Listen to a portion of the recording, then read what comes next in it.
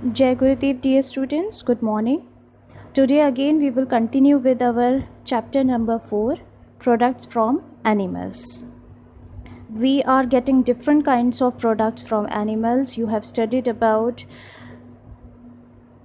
cattle, the dairy products and the byproducts, tallow, gelatin, even from the poultry animals we are getting eggs, chicken, meat, and some of the poultry animals like the ducks and geese, their feathers are used as stuffing in jackets and pillows. Then we studied sea animals, they are used as food. In fact, the fish, egg of fish is very nutritious. Oils of fish, that is also very nutritious and good for our health. Benefit of the product which is obtained from the sheep, that is also too much useful to us, that we have studied. Products we are getting from goats, pigs, bees. And now today we will study about silkworms. Silkworms are the worms that they do great wonders for us. The product which we get from silkworm is used in clothings. You can ask your mother, she might have 1 or 2 pieces of silk sarees, and that is very cozy to wear it. Human beings are rearing the silkworms for the production of raw silk, and that rearing of silkworms is called sericulture. Here you can see in the picture that we will study in little detail. That is the life cycle of silkworms. First, the silk moth lays eggs. You can see those yellow spots. It lays the eggs. When the eggs hatch, the caterpillars are fed mulberry leaves. Those caterpillar, you can see the small dot ant-like structure. That is the very baby caterpillar. Just after the hatching, it feeds on leaves of mulberry plant. It eats and grows bigger. It goes through 4 molds. In its development, you can see this kind of structure is there. You can see this larva stage. When the silkworms are about only 25 days old, they are 10,000 times heavier than when they were hatched. In the larva stage, what is their weight is 10,000 times heavier than the stage when they were hatched. Now, the caterpillar spins a cocoon of silk threads around itself. And from where it secretes, from where it starts making cocoon, the silk is produced in 2 glands in the silkworm's head. Like we are getting secretion from our body in sweat form, and we get secretions in sometimes when you get injured, a little liquid kind of thing oozes out of your injury. That is actually protecting us. Here I'm not saying that it's a kind of injury, but for its further development, the silk is produced from the body of the silkworm, from the 2 glands which is in at the head of the silkworm. It's that liquid formed through the openings and called spinnerets. In the silkworm's body, at the opening of the head are called spinnerets. Through that a liquid is coming out. When that liquid comes out in contact with the air, it solidifies and it becomes a filament thread-like structure, and the silkworm spins approximately 1 mile of filament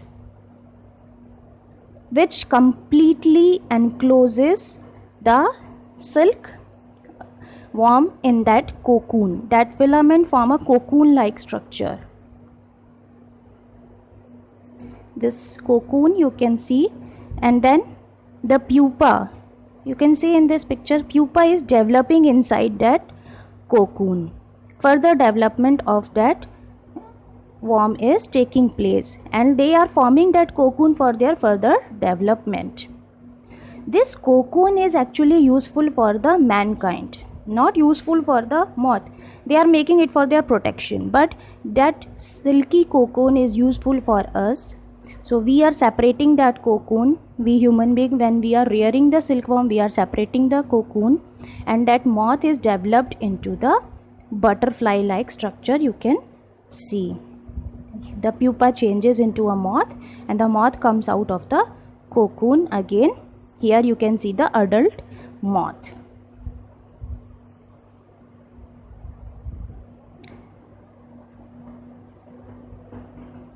Now the interesting thing about silkworm is, here you can see the caterpillar, and this caterpillar inside the cocoon, you can see this pupa change into pupa stage with developing moth, and this is the cocoon. This is the silk which is obtained from the undamaged cocoon. Here they are boiled in water and separated.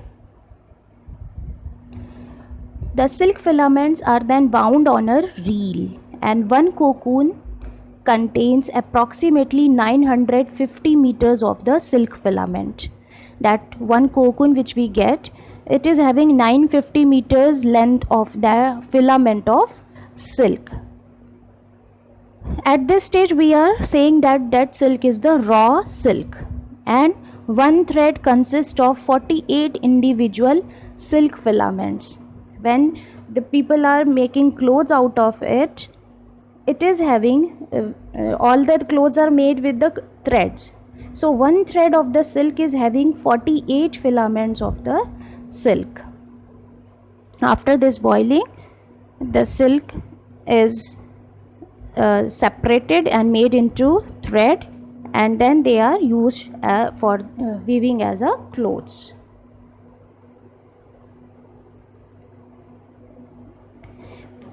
Now here we have completed with the silkworm life cycle of silkworm. Now coming to the activity, I am giving you a kind of model. Here in this you can see, you have to take a paper or scrapbook page, cut it into round shape to make it more presentable. Then you should divide it into 4 parts. So first, with the paint color or with your crayons, you can make yellow dot structure, that is the egg. Then in second, there you will put the numbering also. So first stage where the eggs are there, on second number you can take one stick and wipe it, that stick with the cotton, or you can use the thread that wrap that stick with that, or you can use the toothpick even. With this you will make small dots on it, that we are showing as caterpillar. Then we will take a small content or small part of the cotton, and we will represent that as cocoon. So you can stick it in, and then you can take a cloth, or you will have certain kind of thing. By tying it from the middle, you can give it butterfly like structure, and that you can present as moth. So we can show the silkworm life cycle stage in this way when we have to present it in a project form. So you have to make it and send me the picture of it. You can do it in more creative way if you want. You can draw the leaf structure. Instead of this round structure, you can draw it in leaf form.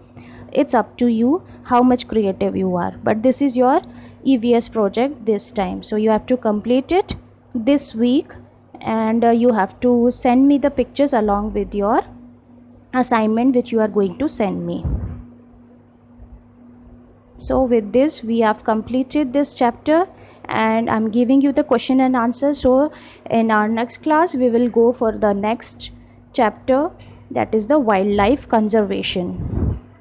Many of you must have participated in the WTFS quiz contest wild tiger forest conservation. For that you must have participated, I am very sure.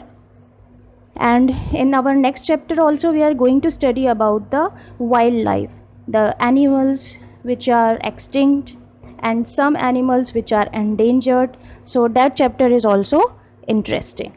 So for now, thanks and Jai Gurudev to all of you.